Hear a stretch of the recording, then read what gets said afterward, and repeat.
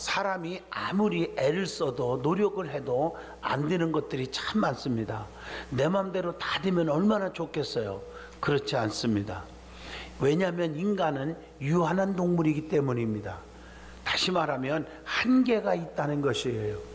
지혜와 능력과 윤리와 도덕 모든 것들을 정말 갖추려고 노력하지만 한계가 있는 것입니다. 어느 시점에 와서는 포기할 수밖에 없는 상황에 부닥칠 때가 있는 것입니다. 그렇기 때문에 사람은 하나님 앞에서 절대로 교만해서는 안 되는 것입니다.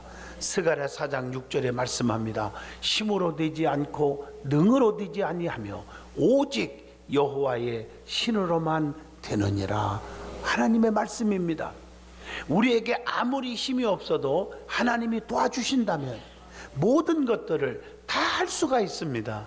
빌립보서 4장 13절에 내게 능력 주시는 자 안에서 내가 모든 것을 할 수 있느니라 라고 말씀합니다. 아주 중요한 것은 하나님이 나를 써주실 때에 전지하시고 전능하시고 무소부재하신 하나님께서 책임져 주시는 것입니다. 약한 자는 강하게, 미련한 자는 지혜를, 병든 자에게는 치료함을, 죽을 자는 살리고, 문제 있는 자는 해결해 주시고, 풍랑은 잔잔케 하시고, 답답한 자에게는 평안과 시원함을, 가난한 자에게는 부유함을 주셔서 하나님이 쓰시는 줄로 믿습니다.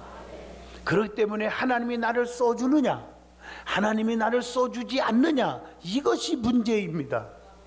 아무리 약해도 하나님이 나를 써준다 보면 그때부터는 시온의 대로가 쫙 열리는 것입니다. 아무리 내가 갖출 것 다 갖췄어도 하나님이 나를 안 써주면 그날로 끝나는 것입니다. 성경에 보면 하나님이 써준 사람들이 많이 기록되어 있습니다. 하나님이 써줬기 때문에 그들이 쓰임 받았어요. 여러분, 출애굽기 4장 17절, 너는 이 지팡이를 손에 잡고 이것으로 이적을 행할지니라. 하나님께서 모세에게 권능의 지팡이를 주셔서 크게 이스라엘의 지도자로 써주셨습니다. 열왕기하 2장 8절에 보면 엘리야에게 권능의 두루마기를 주셔가지고 많은 기적을 일으키고 하나님의 영광을 드러내고 하나님의 살아계심을 증거하며 쓰임받은 종이 되었습니다. 열왕기하 2장 9절에 봐도 엘리사에게 갑절의 능력을 주시려고 하나님이 그를 쓰셨어요. 그래서 가는 곳마다 기적이 막 일어나는 거예요. 사사기 15장 15절로 16절 보시면 삼손에게 나귀의 뼈다귀를 주셔서 하나님이 강하게 쓰시는데 오랑캐들을 다 때려 부숴버려요. 놀랍잖아요. 사도행전 2장 1절로 4절에 불효같이 갈라지는 성령, 급하고 강한 바람 같은 성령이 불어오더니 성령의 말하게 하심을 따라 다른 방언으로 말하기를 시작하니라. 오순절날 다락방에서 기도하던 120명에게 성령의 은사를 주셔서 하나님이 그들을 강하게 쓰신 줄로 믿습니다. 그 외에도 수많은 선지자들, 예언자들, 사사들, 제사장들, 왕, 이런 사람들을 써주셨음을 우리는 알 수가 있습니다. 하나님은 써주시는데 그냥 쓰지를 않거든요. 능력과 은사와 건강과 물질을 주셔서 쓰시거든요. 그러니까 하나님이 나를 써주신다 그러면 여러분은 능력 있는 사람이 되는 것입니다. 오늘 본문의 말씀을 보면 민족의 지도자요 서기관이요 학사인 에스라에 대해서 말씀하고 있는 것입니다. 그는 하나님이 쓰신 사람임에 분명합니다. 오늘 말씀을 통해서 학사 에스라가 어떤 인물이었고 왜 쓰임을 받았는지 깨닫는 큰 은혜의 축복의 시간이 되시기를 바랍니다.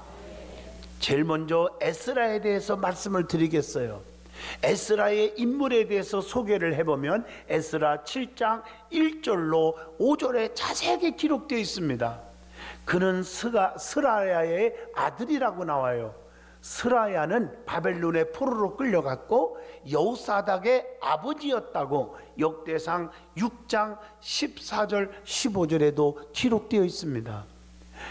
아사라의 손자요 힐기야의 증손이요 샬롬의 현손이요 사독의 오대손이요 또 아히두베 6대 손이요. 그 이에도 많은 족보가 나열되어 있습니다. 여기 보면 7장 1절로 5절에 기록되어 있어요. 이렇게 소개한 것은 에스라는 제사장 가문 출신이라는 것을 강조하기 위한 것입니다. 또한 뛰어난 혈통임을 강조하기 위하십니다. 에스라가 소개한 자신의 조상이 누굽니까? 대제사장 아론입니다. 에스라가 특별히 대제사장이라는 명칭을 쓰게 된 것은 자신이 대제사장의 가문의 후손으로 백성들을 인도할 자격이 있다는 사실을 증명하고 있는 것입니다. 그러므로 지도자는 에스라처럼 영적인 능력을 반드시 소유하여야만 그 백성을 이끌 수가 있습니다. 그러면 에스라의 이름이 뜻이 무엇일까요? 하나님이 도우신다, 그런 뜻을 가지고 있습니다. 에스라는 이스라엘 백성들의 귀환을 위한 모든 것이 준비된 후에 금식함으로 하나님의 도우심을 하나님 앞에 구했습니다. 에스라는 BC 458년에 포로된 이스라엘 백성들을 이끌고 제2차 귀환을 했는데, 그는 혼란에 빠진 이스라엘의 신앙을 회복시키는데 큰 역할을 했음을 압니다. 에스라는 모세의 율법의 회복과 재정비, 그리고 이방인과의 통혼 금지, 안식일 준수 등등 신앙의 부흥을 주도함으로써 포로 귀환 후에 국가의 재정비에 일익을 담당했던 사람입니다. 그러면 오늘 본문 6절에 보면 에스라의 신앙과 하나님의 도우심에 대해서 말씀을 드리고자 합니다. 에스라는 학사였습니다. 그는 모세의 율법과 이스라엘의 전통적인 관습에 익숙한 자로서 여호와의 도우심을 입었을 뿐만 아니라 왕의 총애까지 다 입은 사람입니다. 그는 그야말로 하나님과 사람들에게 인정받는 자였습니다. 사랑하는 성도 여러분, 우리도 에스라처럼 하나님과 모든 사람들로부터 인정받는 자가 되어야 합니다. 오늘 본문 6절에 보면 모세의 율법에 익숙한 자였습니다. 하나님의 말씀에 익숙한 자였다는 것이죠. 에스라는 여호와 하나님으로부터 내려진 하나님의 말씀, 하나님의 법도에 능통했습니다. 단순히 지식적인 알므로 그치지 않았어요. 여러분, 하나님의 말씀을 읽으며 이론적이고 지적으로 아는 게 중요한 게 아닙니다. 몸으로 실천하고 체득하는 경지에 이르렀습니다. 즉 지도자로서 몸소 실천하였다는 것은 지도력이 뛰어난 사람이라는 것을 말씀하고 있는 것입니다. 그리고 그는 제사장 겸 학사였습니다. 율법의 말씀을 밝히 아는 자였음을 에스라 8장 13절에도 기록되어 있습니다. 하나님 말씀에 사로잡힌 자예요. 에스라는 하나님의 도우심을 입은 자였음을 본문 6절에 나옵니다. 하나님 여호와의 손이 에스라 위에 있다고 하는 것입니다. 성경에 보면 하나님의 종, 또 인간적으로는 아버지지만 족장 시대니까 이삭의 손이 에서에게 머무른 게 아니라 야곱에게 손이 얹어졌어요. 주의 종의 축복이 야곱에게 임했단 말이에요. 에서에게 해주고 싶었지만 수단 방법을 가리지 않고 축복권의 능력을 인정했던 야곱에게 손이 갔는데 결국에는 야곱이 축복을 받았다는 사실입니다. 그런데 하나님의 손이 에스라의 위에 임했다는 것은 두 가지 의미가 있어요. 하나는 하나님께서 에스라를 통해 모든 대적들을 물리치시고 하나님의 뜻하신 구원을 이루신다는 것이며, 또 하나는 하나님께 붙들린 바 되었다는 것을 의미합니다. 하나님께 딱 붙잡힘을 받았어요. 하나님 곁을 떠날 수가 없어요. 오직 하나님의 말씀대로, 하나님의 법도대로 사명을 감당할 수밖에 없는 신실한 종이 되었다는 사실입니다. 위로부터 내려오는 무한한 능력으로 인해서 큰 지도력을 발휘할 수가 있는 줄로 믿습니다. 에스라는 하나님의 도우심을 입은 자인데 왜 하나님의 도우심을 받을 수 있었을까요? 첫째, 에스라는 믿음의 사람이기 때문입니다.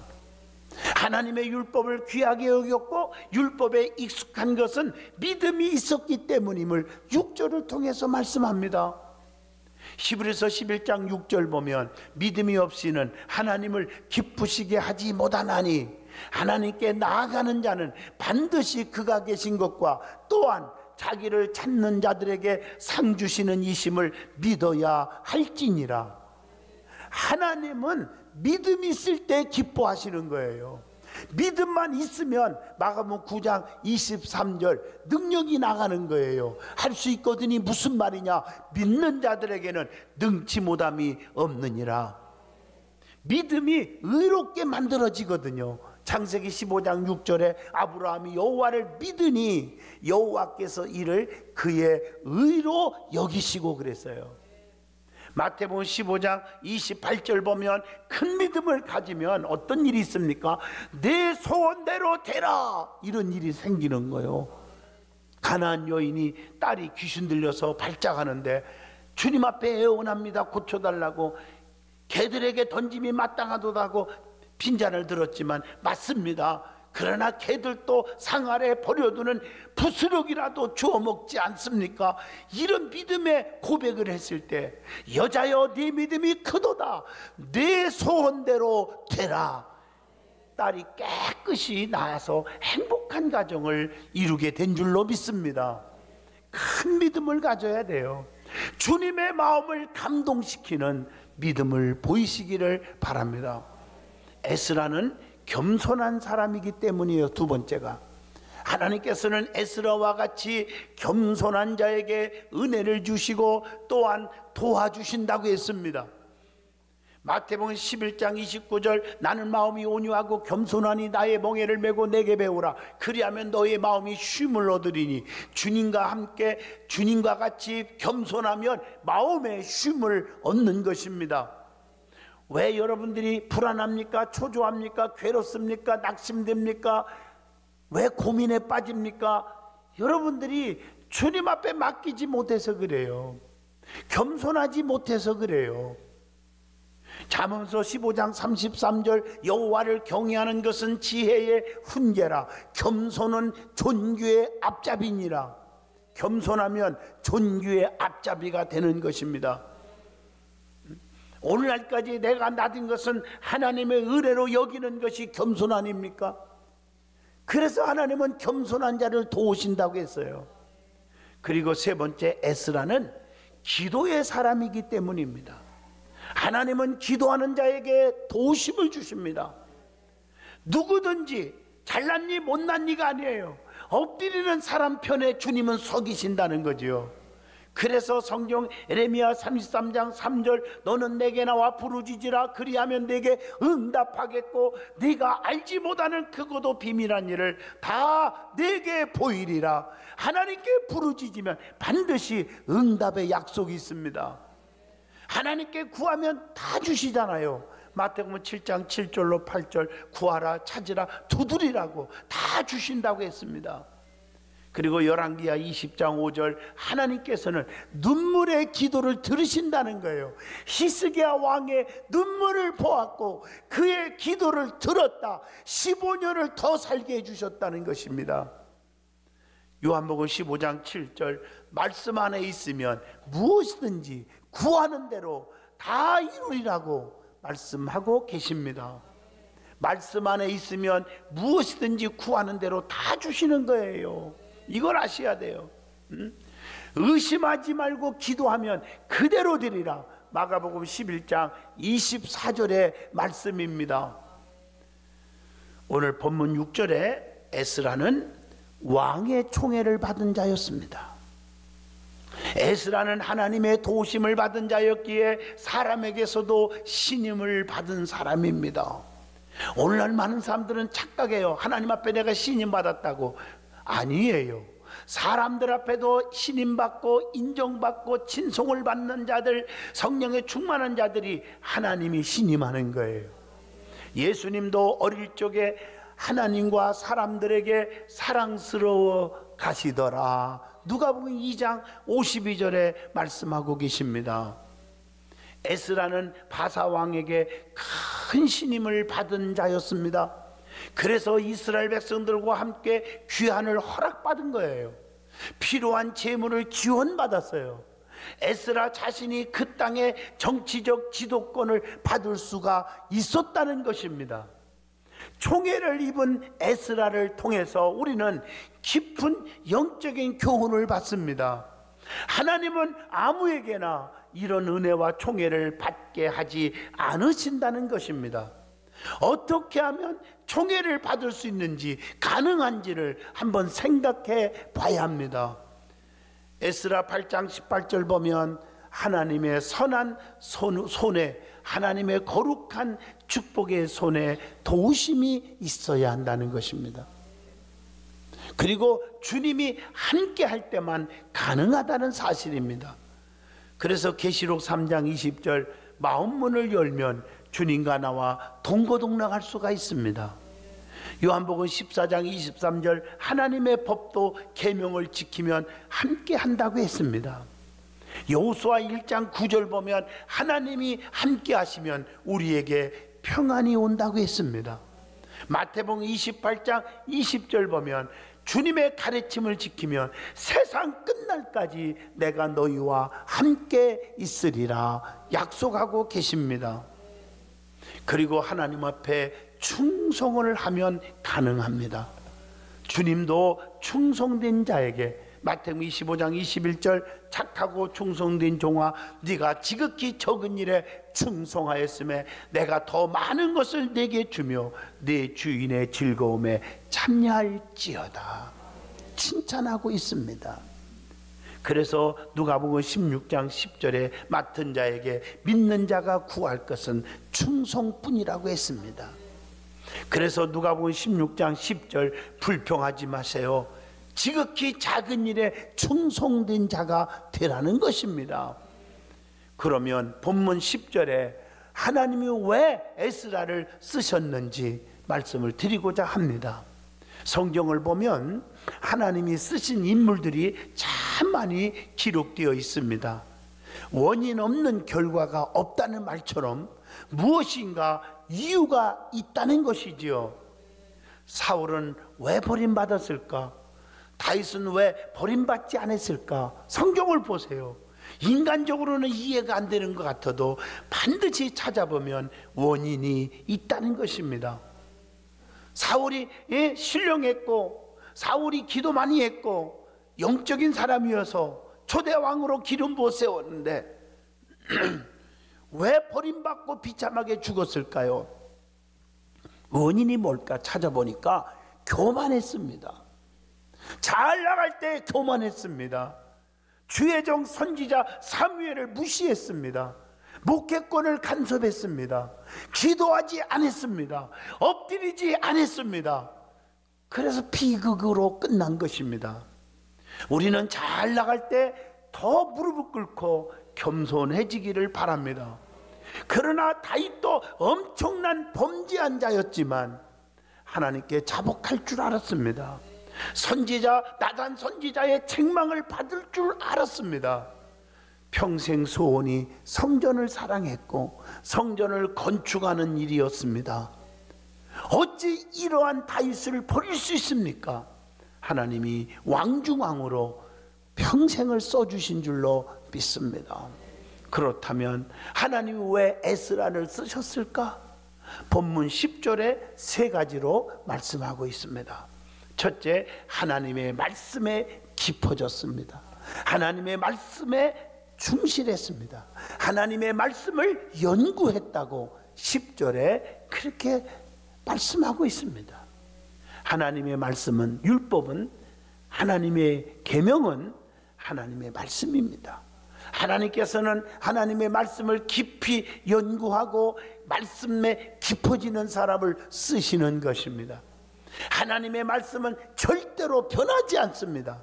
마태복음 24장 35절 보면 천지는 없어질지언정 내 말은 없어지지 아니하리라 말씀하고 계십니다. 교회가 하나님의 말씀을 떠나면 교회가 아닌 것입니다. 말씀은 주야로 묵상할 때 역사가 일어나요. 시편 1편 2절에. 그리고 하나님의 말씀은 영혼을 소생하게 하신다고 시편 19편 7절에 말씀합니다.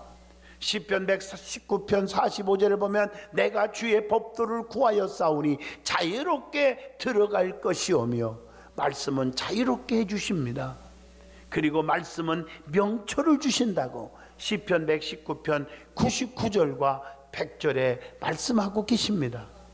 그리고 말씀은 우리를 구원에 이르게 하신다고 고린도전서 15장 2절에도 말씀했고, 또 하나님의 말씀은 곧 하나님이십니다. 요한복음 1장 1절 보면 태초에 말씀이 계시니라. 이 말씀이 하나님과 함께 계셨으니 이 말씀은 곧 하나님이시니라. 그래서 말씀이 육신이 되어 이 땅에 오신 분이 예수 그리스도이심을 요한복음 1장 14절에 말씀하고 계십니다. 그래서 오늘 에스라는 하나님의 말씀을 실천했다고 10절에 말합니다. 하나님의 말씀을 실천하면 어떻게 됩니까? 말씀대로 순종하고 말씀대로 살으면 어떻게 됩니까? 주의 종이 단에서 말씀을 선포할 때 그 말씀을 아멘하고 받아서 그 말씀대로 삶 속에 적용하면, 순종하면 어떻게 되십니까? 세계 모든 민족 위에 뛰어나게 하실 것이라고 했습니다. 엄지가 되는 축복을 받아요. 신명기 28장 6절 보면 네가 들어와도 복을 받고 나가도 복을 받을 것이라고 말씀하고 계십니다. 그것뿐입니까? 마태복음 5장 19절 보면요, 천국에서 큰 자로 만들어 주신다고 했습니다. 말씀을 제대로 알고 깨닫고 말씀대로 행하면 어떻게 돼요? 요한복음 13장 17절에 복이 있으리라 이렇게 말씀하고 계십니다. 계시록 22장 14절에 보면요, 생명나무에 나아가며 성에 들어갈 권세를 주신다고 했습니다. 이렇게 말씀이 중요해요. 하나님의 말씀은 드나미스, 능력이 됩니다. 시편 19편 8절 보면 순결하여 눈을 밝게 해주신다고 했고요. 얼마나 아름다워요. 그러므로 하나님의 말씀을 실천하여 순종하여 산 믿음의 소유자들이 되시기를 바랍니다. 행함이 없는 믿음은 죽은 것과 같다고 했기 때문입니다. 그러면 하나님의 말씀을 에스라는 뭐라고 했어요? 10절에 가르치기로 결심했다고 했습니다. 여러분은 하나님의 말씀을 전하고 바르게 깨우치고 가르치겠다고 결심을 하시란 말이에요. 말씀을 가르치는 것은 설교를 통한 교회 안에서 제자훈련이나 성경 공부나 여러 가지 방법이 있겠죠. 또 전도를 통해서도 할 수 있겠죠. 말씀을 가르치셔야 합니다. 아주 중요한 진리입니다. 하나님의 말씀을 가르쳐야 됩니다. 우리는 그 책임이 있기 때문입니다.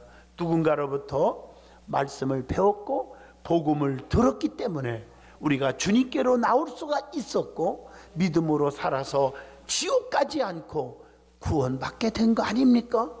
우리는 복음의 빚진 자들입니다. 그래서 신명기 33장 10절 주의 법도를 가르쳐야 할 책임이 있다고 했고, 사도행전 1장 1절 보면 예수님도 가르치셨다고 했습니다. 디모데전서 3장 2절 지도자의 책임 가운데 가르치시기를 잘하여야 한다고 말씀하고 계십니다. 디모데후서 4장 2절 가르치시기를 경책하여야 한다고 했고요. 그러면 왜 가르쳐야 합니까? 이게 중요한 거예요. 말씀을 마음판에 새겨야 되기 때문입니다. 신명기 6장 6절입니다. 말씀은 우둔한 자에게 깨닫게 해주기 때문이라고 시편 119편 130절에도 말씀하고 계십니다. 말씀은 구원을 주시기 때문이라고 요한복음 8장 51절에 말씀하고 계십니다. 하나님 말씀은 영원토록 살아있기 때문임을 베드로전서 1장 25절에도 말씀합니다. 여러분, 하나님의 말씀은 그리스도인들의 만나가 되기 때문에 신명기 8장 3절에 우리는 가르쳐야 됩니다. 결론입니다. 우리는 하나님께서 써주시는 사람이 되어야 합니다.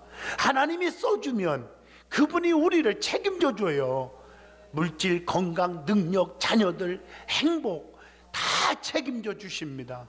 주여 나를 당신의 도구로 써주시옵소서. 쓰임받는 자가 되게 해주세요. 에스라처럼 믿음과 겸손과 기도의 사람이 되게 해 주시옵소서.